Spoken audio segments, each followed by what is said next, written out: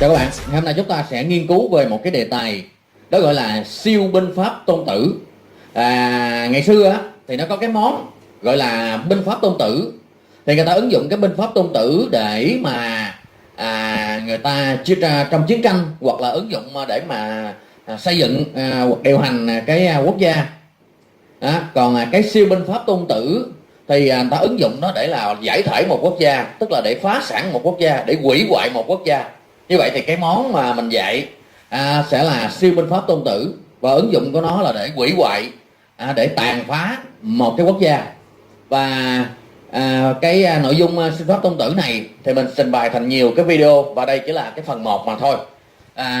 Chúng ta sẽ tìm hiểu vào cái la mã đầu tiên, đó là thiết lập chính quyền gian trá. Chúng ta sẽ ví dụ như thế này cho dễ hiểu. Cái môn đây là cái môn học mới, nó là siêu binh pháp Tôn Tử, một cái môn học mới, thì chúng ta sẽ dùng cái ví dụ như thế này để chúng ta dễ hiểu, dễ tiếp cận. Đó là ví dụ như có một cái quốc gia A và một cái quốc gia B, thì cái siêu binh pháp Tôn Tử là sẽ là được cái quốc gia A ứng dụng để mà hủy hoại cái quốc gia B. Đấy, thì mình ví dụ như là có một cái quốc gia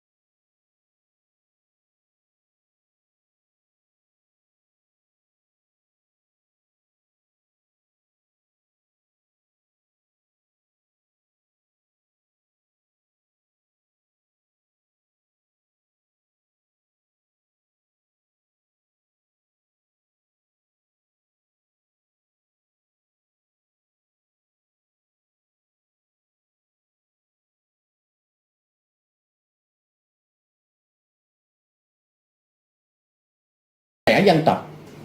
Các bạn thấy là ví dụ ở đó với những cái quốc gia dân chủ, những quốc gia tiến bộ, thì người ta không có nói là dân tộc này dân tộc kia. Trong cái lý lịch người ta không bao giờ có ghi cái chữ dân tộc gì trong đó hết, chỉ có ghi cái quốc tịch thôi. Anh sinh ra ở quốc gia nào, anh có quốc tịch của quốc gia đó hết, chứ không có dân tộc gì đây hết. Mà cố tình ghi dân tộc này dân tộc nọ, gọi là đang chia rẽ dân tộc. Để chi? Mục tiêu chia rẽ dân tộc là để cho những cái người đó, nhiều dân tộc khác nhau đó, họ không có hợp nhóm lại. Và khi họ hợp nhóm lại, họ sẽ hình thành một cái lực lượng, đúng không? Họ sẽ hình thành một cái lực lượng mạnh. Cho nên đừng có cho họ hợp lại. Muốn họ không hợp lại thì phải làm sao? Phải chia rẽ họ, để cho họ đừng có hình thành một cái khối lớn đối trọng lại với lại cái chính quyền gian trá này. Cho nên là chia rẽ dân tộc là một trong những cái biện pháp, một trong những cái mưu kế đó, một trong những cái chiến lược nằm trong siêu binh pháp Tôn Tử, rất là nguy hiểm. Thứ hai là họ sẽ chia rẽ tôn giáo, họ sẽ làm cho thù hằn giữa các tôn giáo với nhau. Ví dụ như Phật giáo, Thiên Chúa giáo, họ làm cho thù hằn. Thực ra Phật giáo, tại sao người ta theo tôn giáo? Tại người ta nghèo, người ta khổ, người ta muốn tìm một cái sự bình yên, người ta muốn tìm một cái sự giải thoát, người ta muốn tìm một sự cứu rỗi. Bởi vì người ta khó khăn, người ta có xu hướng tin vào tôn giáo nhiều hơn. Có nghĩa là những người giàu có họ cũng tin vào tôn giáo, nhưng mà ít hơn là những người nghèo. Những người nghèo, đa số hầu hết những người nghèo đều tin vào tôn giáo, bởi vì họ quá nghèo rồi, họ phải tìm đến tôn giáo để họ cảm thấy ấm lòng, họ cảm thấy một cái nơi họ có thể dựa dẫm vào đó. Cho nên là cho dù là Phật giáo, cho dù là Thiên Chúa giáo, thì cũng là cái nơi để cho những người mà họ trái tim họ bị tan vỡ, họ cô đơn, họ dựa vào.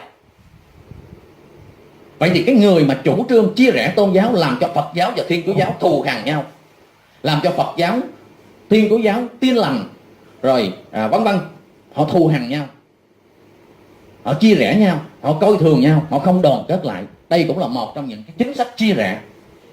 Chia rẽ như vậy để chi? Để các tôn giáo này thành nhiều phe. Mà khi họ nhiều phe thì sao? Thì cái chính quyền gian trá này nó dễ dàng đàn áp, dễ dàng cai trị. Đó rất là nguy hiểm. Đó cho nên đó cũng là một trong những cái âm mưu nằm trong siêu binh pháp Tôn Tử. Và tiếp theo là họ đầu độc dân tộc. Cái chính quyền gian trá này sẽ từng bước đầu độc dân tộc. Ví dụ như họ đốn rừng, họ tàn phá rừng, họ chặt không còn một cây nào hết. Hoặc là họ để lại một vài cây. Hoặc là họ chặt nhưng mà họ trồng lại rất là ít. Hoặc là tốc độ chặt nó lớn hơn cái tốc độ trồng, để làm sao cho không khí của quốc gia đó càng ngày càng nóng lên, càng ô nhiễm. Khi mà đốn cây nhiều thì sẽ không có cái cây để mà nó biến CO2 thành oxy. Như vậy thì không khí của quốc gia đó sẽ càng ngày càng ô nhiễm, càng ngày càng ô nhiễm, càng ngày không khí càng ngày càng nóng lên, thời tiết nóng lên. Và như vậy thì là không khí sẽ bị nhiễm độc thủy ngân, không khí sẽ bị nhiễm độc chì. Đó là chiến lược của họ. Đó, họ cố tình làm như vậy để chi? Để đầu độc dân tộc. Dân tộc đó sẽ hít phải thủy ngân, dân tộc đó sẽ hít phải chì, dân tộc đó sẽ chết dần chết mòn. Tuổi thọ của họ có thể là 60 năm cuộc đời, giảm xuống còn 45 năm cuộc đời. Những người nào may mắn thì có tuổi thọ lâu, còn đa số họ sẽ bị ung thư, họ sẽ bị chết dần chết mòn. Cho nên đó là một trong những chiến lược của quốc gia hình đầu bò. Thiết lập một chính quyền gian trá trên quốc gia hình con giun. Và chính quyền gian trá trên quốc gia hình con giun sẽ từng bước đầu độc dân tộc, hủy hoại dân tộc, và từ từ quốc gia đó sẽ bị giải thể một cách vĩnh viễn. Cho nên là hoặc là gì, họ có thể là nhập khẩu chất độc hạt nhân, chất thải hạt nhân, họ nhập khẩu chất thải hạt nhân từ quốc gia hình đầu bò đổ qua. Ví dụ như quốc gia tức là chính quyền gian trá sẽ cấp phép cho cái công ty, mà công ty này là công ty của quốc gia hình đầu bò, được phép xả thải. Rồi sau đó quốc gia hình đầu bò sẽ nhập cái chất thải hạt nhân cho cái công ty này.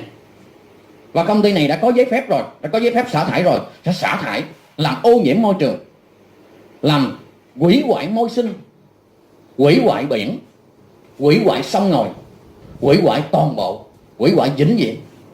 Và cá chết, san hô chết, cá mập cũng chết, cá nhỏ cũng chết, toàn bộ chết hết.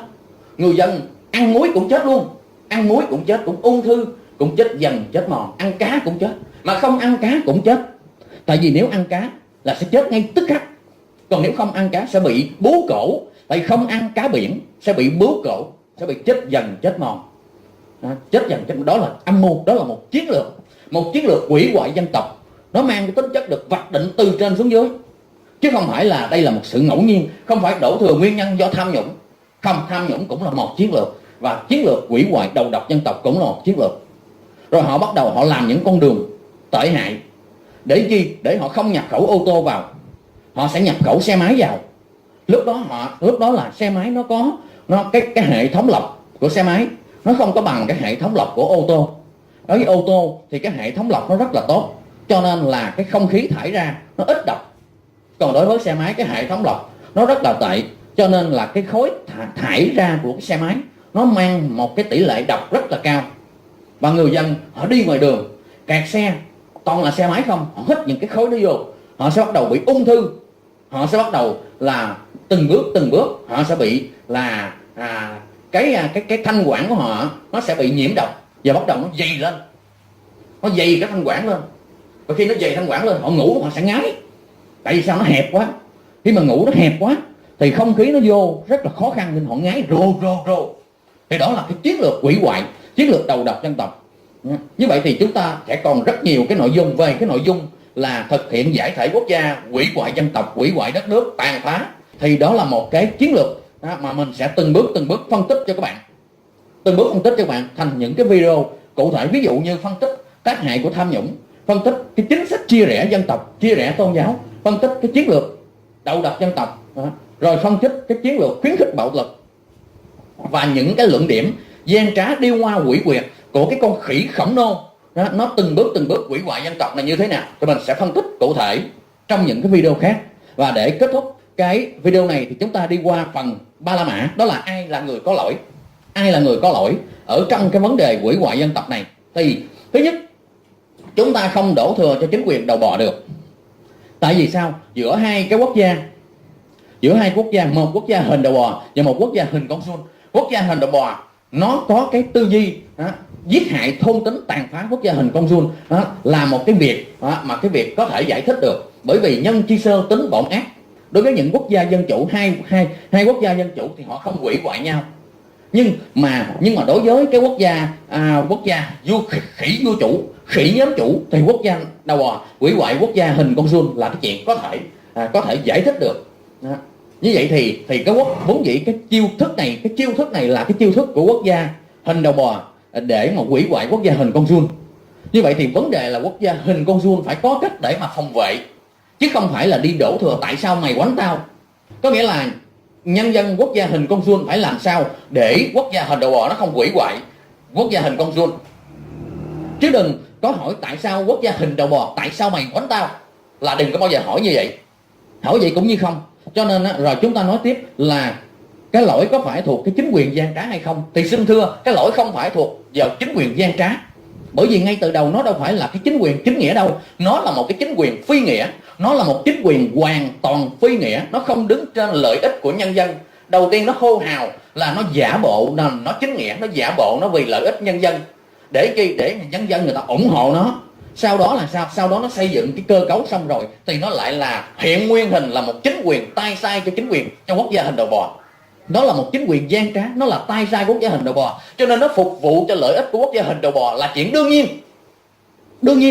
Đương nhiên nó phục vụ cho quốc gia hình đầu bò, bởi vì nó là do quốc gia hình đầu bò thiết lập ra, set up ra, cho nên nó phục vụ quốc gia hình đầu bò là chuyện đương nhiên.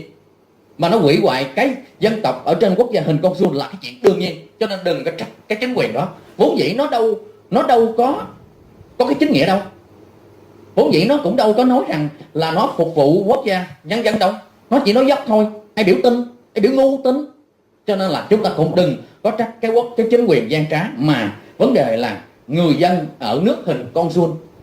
Trách người dân ở nước hình con giun. Thứ nhất, không nhận ra mưu mô của quốc gia hình đầu bò, không nhận ra sự gian trá điêu hoa quỷ quyệt của chính quyền trên quốc gia hình con giun. Rồi sao? Chấp nhận, cam chịu, không hiểu được cái quyền của mình. Tức là người dân ở quốc gia hình con giun họ không hiểu được họ có quyền dân chủ, họ không hiểu được người dân mới là chủ của đất nước.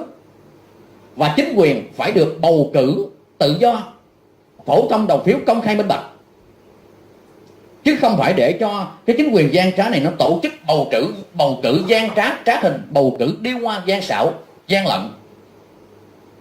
Vậy thì vấn đề là tại người dân. Họ không chịu tỉnh ngộ, họ không biết được quyền của mình, quyền của họ đã bị cướp đoạt, họ không biết đòi lại, họ cam chịu, họ chấp nhận, họ tôn thờ cái con khỉ khổng nô.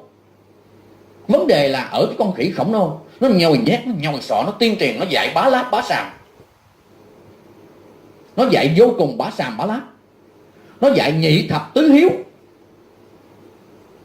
Nhị thập tứ hiếu là một cái, làm 24 cái câu chuyện ngu hiếu, 24 câu chuyện ngu hiếu do một cái con khỉ ngụy biện đời nhà Minh nó sáng tác ra để nó ngu dân ở cái quốc gia hình con giun. Nhưng mà người dân ở quốc gia hình con giun, họ không thức tỉnh, họ không nhận ra, họ đi vẽ hình của 24 cái câu chuyện về chữ hiếu, về ngu hiếu đó, họ treo đầy nhà hết, và họ thấy ồ hay, họ tôn sùng, họ ngưỡng mộ. Họ không biết cái âm mưu thâm độc của con khỉ khổng nô để họ dẹp bỏ những cái tư duy quỷ quại, những cái tư duy tàn bạo dã man của con khỉ khổng nô. Họ chấp nhận điều đó, thậm chí họ còn kêu cái con khỉ khổng nô này là Đức Khổng Nô, Đức Khổng Nô, thầy Khổng Nô. Tức là họ chấp nhận một thân phận nô lệ, họ cam chịu số phận của họ là một thần dân, họ cam chịu số phận của họ là một nô dân. Cho nên trách người dân ở cái nước hình con giun này. Họ để cho cái chính quyền gian trá chia rẽ họ, họ để cho cái chính quyền gian trá đầu độc họ, chia rẽ họ. Họ thừa nhận tham nhũng như là một chuyện bình thường, họ không có phản đối. Họ để cho người ta dạy nhiều vô đầu họ, họ tống con họ vô cái trại tiên huấn của cái chính quyền gian trá, để chính quyền gian trá này tuyên truyền nhồi sọ, dạy những điều dối trá nguy hiểm, đầu độc tâm hồn của họ. Bằng những cái gì? Bằng những cái khuyến khích bạo lực, bằng những cái đạo đức dối trá. Cái đây không phải đạo đức, đây là sự dối trá, sự dối trá. Nhưng mà con khỉ khổng nô nó nói rằng đây là đạo đức, họ tin đó là đạo đức, họ tin đó là chuẩn mực. Và thậm chí nó còn có một cái chiêu thức nữa. Cái chiêu thức nó như thế này. Các bạn biết rằng là giữa hai quốc gia vua chủ, thí dụ như quốc gia hình đầu bò và quốc gia hình con giun, quốc gia hình đầu bò nó muốn đánh quốc gia hình con giun, ví dụ là như vậy, thì chúng ta biết rằng là con khỉ vua chủ ở quốc gia hình đầu bò nó muốn quánh cái con khỉ vua chủ ở quốc gia hình con giun, chứ nó không hề có ý định giết dân của nước hình con giun. Có nghĩa là khi hai quốc gia quánh nhau, có nghĩa là con khỉ vua chủ ở hai nước này nó quánh nhau, không có liên quan gì đến dân hết. Nhưng cái chính quyền gian trá ở quốc gia hình con giun nó tuyên truyền nhồi sọ, nó nói rằng là nhân dân ở nước đầu bò rất là tàn ác. Nó không bao giờ nói chính quyền nước đầu bò tàn ác, nó không nói chính quyền nước đầu bò tàn ác. Thậm chí là cái chính quyền gian trá ở đất nước hình con giun nó còn tôn thờ cái con khỉ vua chủ ở cái nước hình đầu bò.